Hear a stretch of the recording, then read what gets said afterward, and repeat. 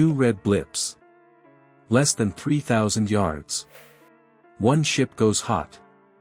You clicked for the clash. This is the exact moment the USS John S. McCain's Aegis threw a lock on a Chinese Type 052D. What flips a routine patrol into battle stations in seconds? We'll break down the radar cues, the fire control spike from the Chinese ship, and the split-second call that kept missiles in their tubes. Stay to see how a third contact, confirmed by AP-8, turned a standoff into a three-way squeeze, and what the rules of engagement actually demand when a lock becomes a threat. Before we move on, I'd like to ask you a small favor. If you appreciate this content, please take a second to like this video and subscribe to the channel. Over 98% of you watch the videos without subscribing. It costs you nothing, but it makes a huge difference to us. So, did you click the subscribe button? Great! Thank you so much. Now, back to the video. 2 red blips close fast. You've seen that screen. But what flips a US destroyer from routine watch to a hard lock? The McCain is on a standard run near Philippine waters, steady speed, MCAN set to be heard only when needed. Spy 1 breathes in the sea, sweeping a clean air picture, no stray tracks clawing in from altitude. Surface plot is calm, contacts spread wide, bearing steady, ranges opening and closing like a slow tide. Then a fast approach wakes up on the scope. The return firms up, narrow beam, displacement cues, a hull form that stops guesswork. A PLA Navy Type 052D resolves out of the haze. Philippine Coast Guard says 2 U.S. Navy warships were deployed off Scarborough Shoal following the collision of Chinese ships in the area. Ariela says U.S. ships were exercising navigational rights and freedoms in the West Philippine Sea in accordance with international law. PCG spokesperson for the West Philippine Sea, Commodore J. Ariela, says USS Higgins and USS Cincinnati were monitored 30 nautical miles away from Scarborough Shoal on Wednesday, August 13. A warning call rides the circuit, claiming territorial waters. You hear it, but you watch the range readout more. Under 3,000 yards is the zone where a single wrong input can write the next headline. The trigger ladder starts simple. Search radar keeps the net wide. Then the net tightens. Track is declared. Sensors focus. And then the spike hits, the Chinese ship throws fire control radar. That's not a hello. That's a guidance cue, the thing missiles ride to find metal. On your screen, it's just a color and an icon. In the real world, it's a shove toward the edge. Aegis does what it was built to do.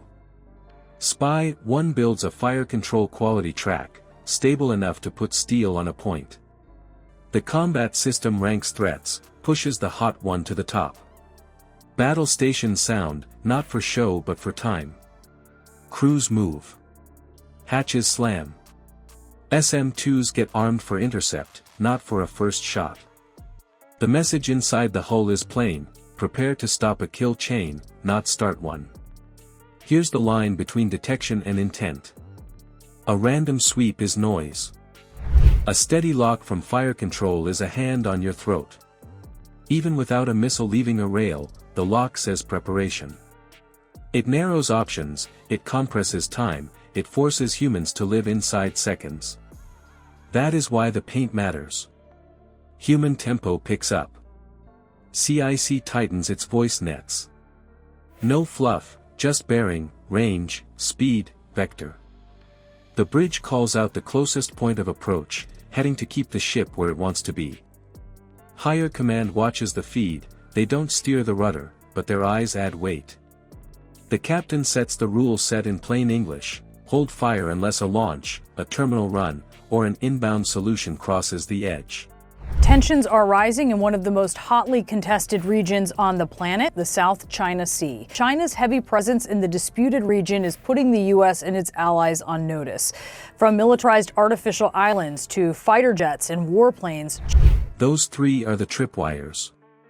At sub-3000 yards, the clock is cruel. A helmsman's half-turn can shift closure from safe to stupid. A misread lobe from a radar return can make a calm sea look like a threat and a threat look like a lull. Seconds stop being small. They are all you have. The McCain answers with a counterlock.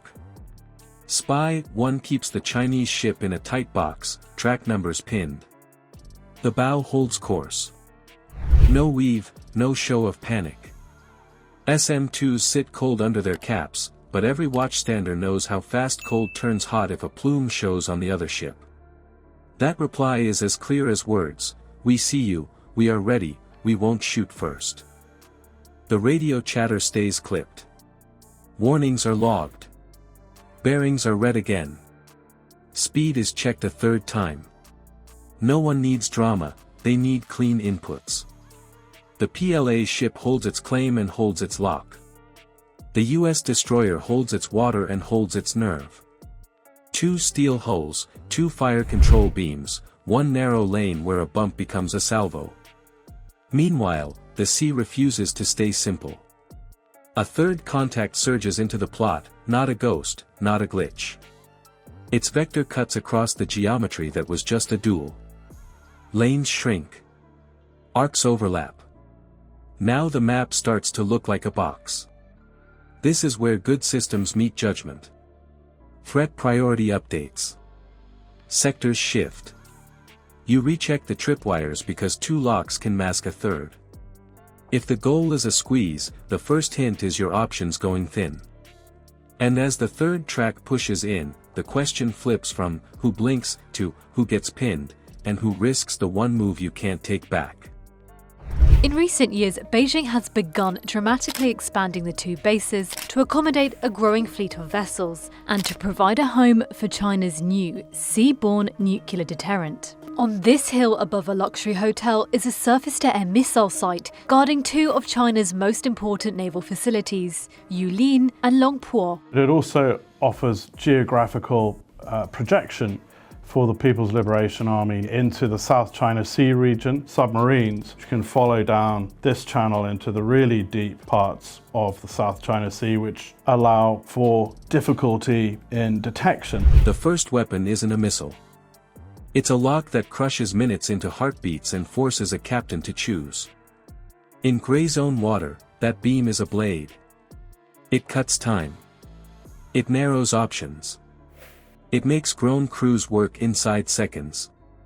What would you do at sub 3000 yards, yield space or hold lock?